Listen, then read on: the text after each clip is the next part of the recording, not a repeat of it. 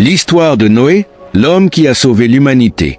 Avez-vous déjà été appelé à faire quelque chose d'extraordinaire, si incroyable que personne autour de vous ne pouvait le comprendre? Que feriez-vous si vous étiez la seule personne choisie pour sauver le monde? Voici l'histoire de Noé, un homme qui a affronté le ridicule mais a fait confiance à Dieu, sauvant ainsi l'humanité. Il y a des milliers d'années, la terre était remplie de violence et de corruption. L'humanité s'était détournée de Dieu, remplissant ses vies de cupidité, de haine et de péché. La Bible nous raconte que Dieu regarda sa création et vit à quel point elle était tombée dans la méchanceté. Cela peina son cœur. Cependant, au milieu de ces ténèbres, un homme se distingua par sa lumière, Noé. Noé était différent. Il était juste, fidèle et marchait étroitement avec Dieu. Un jour, Dieu parla à Noé avec un message qui allait changer le monde à jamais. Dieu lui dit, « La fin de toute chair est arrivée devant moi. La terre est remplie de violence, et je vais la détruire par un déluge. Mais toi, Noé, tu as trouvé grâce à mes yeux. Construis une arche pour te sauver, toi, ta famille, et des couples de chaque espèce animale. » Imaginez combien cela devait être choquant pour Noé. Un déluge? Une arche gigantesque? Jusqu'à ce moment-là, il n'avait jamais plu. La terre était arrosée par une brume venant du sol. Pourtant, Noé ne remit pas en question le plan de Dieu. Il n'argumenta pas et ne douta pas. Il obéit.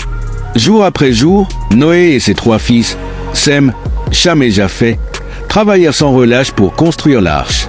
Ce n'était pas un simple bateau, mais une énorme structure, aussi longue qu'un terrain de football et haute de 3 étages.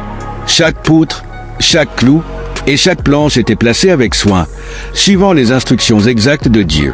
Pendant que Noé construisait, les gens autour de lui le regardaient avec confusion et moquerie. « Noé, que fais-tu » riait-il. « Construire un bateau?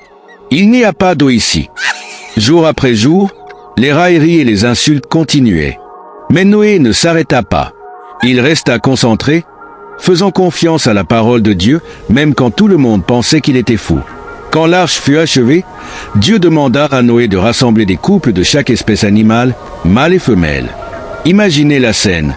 Des lions marchant côte à côte avec des agneaux, des éléphants avançant lourdement, et des oiseaux de toutes les couleurs remplissant le ciel en entrant dans l'arche. Noé approvisionna également l'arche en nourriture et en provisions pour le voyage à venir. Enfin, Dieu donna une dernière instruction. « Emmène ta femme, tes fils et leurs épouses dans l'arche, car vous êtes la seule famille juste qui reste sur la terre. » Une fois qu'ils furent en sécurité à l'intérieur, un événement incroyable se produisit. La porte massive de l'arche se ferma, non par les mains de Noé, mais par Dieu lui-même. C'était le signe que le temps du jugement était arrivé. La pluie commença à tomber.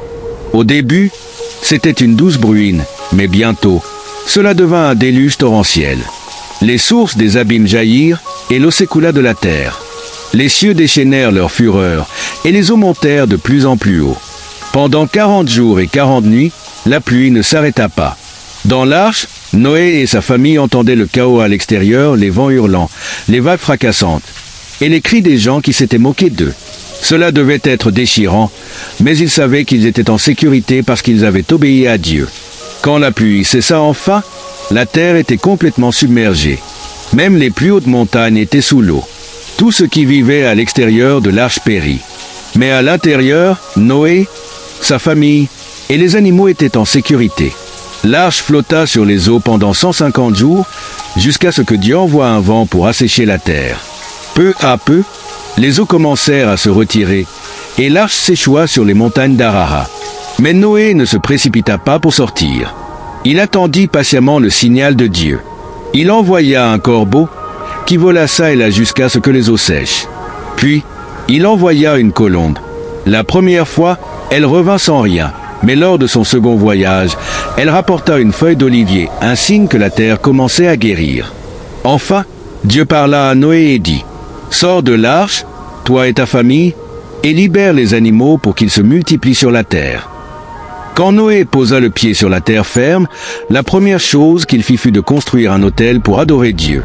Il offrit des sacrifices d'action de grâce, et Dieu fut satisfait. En réponse, Dieu fit une alliance avec Noé et toute la création. Il promit de ne plus jamais détruire la terre par un déluge et plaça un arc-en-ciel dans le ciel comme signe de sa promesse. L'arc-en-ciel devint un symbole de la miséricorde, de la fidélité et de l'amour de Dieu. L'histoire de Noé est un témoignage de foi et d'obéissance extraordinaire. Il a fait confiance au plan de Dieu, même quand cela n'avait aucun sens, même quand le monde le tournait en dérision. Grâce à sa foi, Noé devint l'instrument par lequel l'humanité et toutes les créatures vivantes furent sauvées.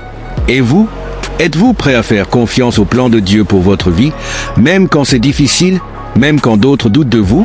Rappelez-vous, l'obéissance à Dieu mène toujours à des bénédictions. Merci d'avoir regardé.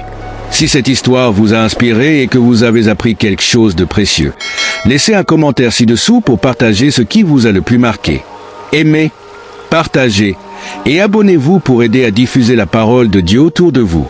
Restez connectés pour notre prochain épisode où nous continuerons à dévoiler les merveilles de la Bible, une histoire à la fois.